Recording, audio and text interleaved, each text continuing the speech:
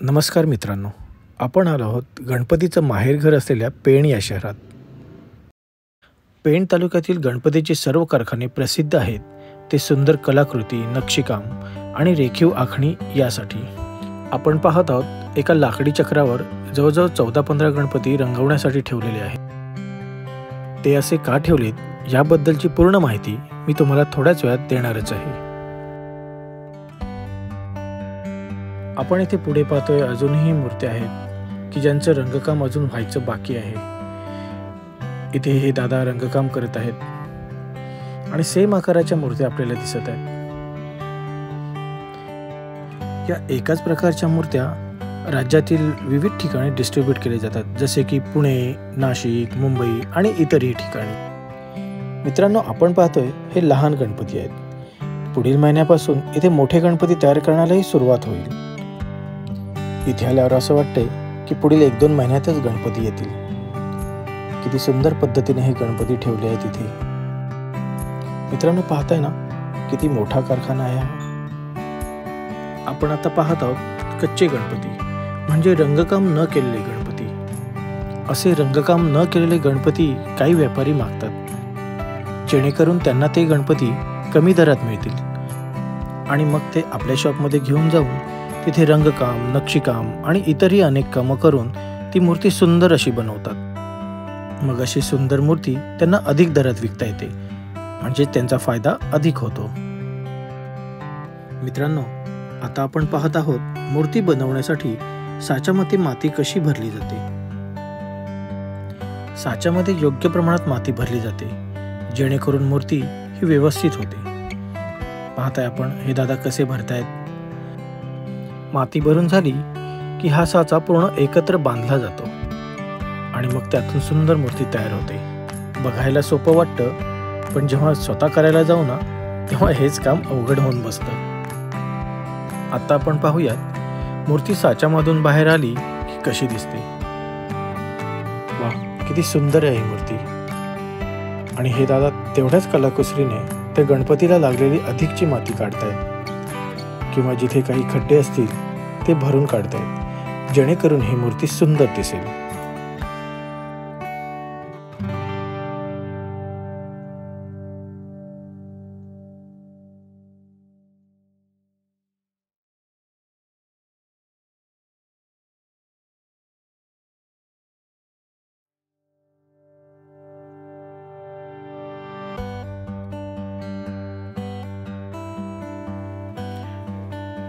पाहताय ना मित्रांनो, किती कलाकुसरीचं काम आहे.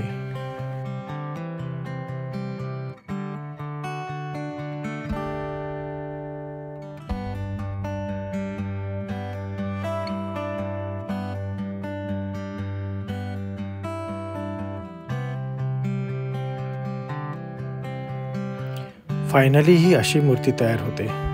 पाहताय ना मित्रांनो, किती सुंदर दिसत आहेत या मूर्त्या.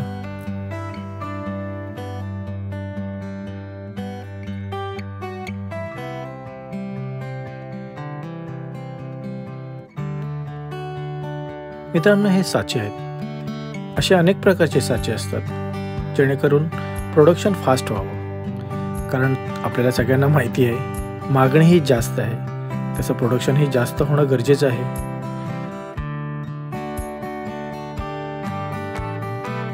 तयार झालेल्या मूर्त्यांना रंग देण्याचं काम या सर्व ताई करत आहेत. हे कामही मित्रांनो सोपं नाही आहे.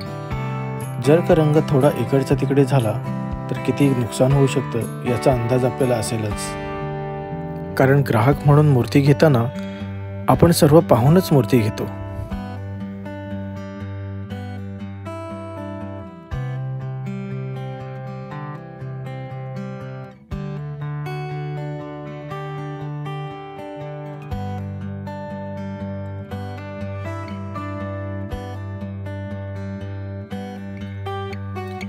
आपण आता भेटणार आहोत कमलाकर दासे यांना.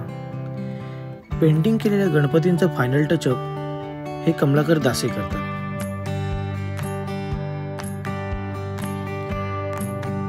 यांच्याकडून थोडीशी माहिती घेतली तेव्हा त्यांनी सांगितलं की गणपती बनवण्यास नोव्हेंबरपासून सुरुवात होते.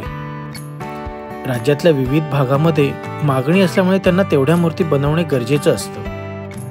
मगाशी मी सांगितलं की काही व्यापारी हे मूर्ती न रंगवता मागवतात. त्याचा फायदा असा होतो की मूर्ती कमी दरात मिळते आणि काही व्यापारी मूर्ती पूर्णपणे रंगवून घेऊन जातात, पण ते गणपतीच्या 1 महिना अगोदर घेऊन जातात. आणि आपण पाहतोच दरवर्षी गणपतीचं दुकान हे 1 महिना अगोदरच लागलेलं असतं. यांना कलेची खूप आवड आहे आणि आपली कला ही अशा प्रकारे ते जोपासतायत. या सर्वांना आणि आम्हालाही अभिमान आहे की पेण हे गणपतीचं माहेरघर आहे आणि पेणचे गणपती हे जगप्रसिद्ध आहेत. छत्रपती शिवाजी महाराजांच्या काळातही पेण या शहराला खूप महत्त्व होते, कारण मुंबई, पुणे इथून येणारे व्यापारी हे पेण या ठिकाणी मुक्कामी असत. पुढे मग त्यांचा प्रवास अलिबाग, मुरुड किंवा कोकणात इतर ठिकाणी होत असे. मित्रांनो, कमलाकर दादा सांगत होते की त्यांना हे काम करण्यात खूप आनंद वाटतो, कारण त्यांनी पेंटिंग केलेले गणपती हे राज्याच्या विविध भागात जातात. नाव जरी मिळत नसलं तरी समाधान मात्र मिळतो आणि याच समाधानासाठी आपण जगत असतो. मित्रांनो, या गोलाकार चक्रावर जवळजवळ 14-15 गणपती आहेत. ते असे ठेवण्याचे कारण ते एकदाच रंगवता यावे. एकदाच म्हणजे जर का डोळ्याची आखणी असेल तर सर्व गणपतींच्या डोळ्याची आखणी, आणि हाताची असेल तर हाताची, अशा प्रकारे ते रंगवले जातात. मित्रांनो, आता आपण भेटणार आहोत या कारखान्याचे मालक विनायक निकम यांना. त्यांनी सांगितल्याप्रमाणे हा त्यांचा वडिलोपार्जित व्यवसाय आहे. हळूहळू त्यांनाही आवड निर्माण झाली आणि मग ते या व्यवसायात पूर्णपणे उतरले. आपणा कोणाला गणपती मूर्तींचा व्यवसाय करायचा असेल तर यांच्याकडून आपण बुकिंग घेऊ शकता. विनायक निकम यांनी स्वतः सांगितलं आहे की ते योग्य दरात मूर्ती आपल्याला देतील, जेणेकरून तुमचाही फायदा होईल. त्यांच्याशी कॉन्टॅक्ट करण्यासाठी आपण त्यांचा नंबर इथे स्क्रीनवर दिला आहे. मित्रांनो, गणपती मूर्ती आणि त्याच्या व्यवसायाबद्दल माहिती देण्याचा मी थोडाफार प्रयत्न केला आहे. अधिक माहिती तुम्ही विनायक निकम यांच्याकडून घेऊ शकता आणि आपला बिझनेस चालू करू शकता.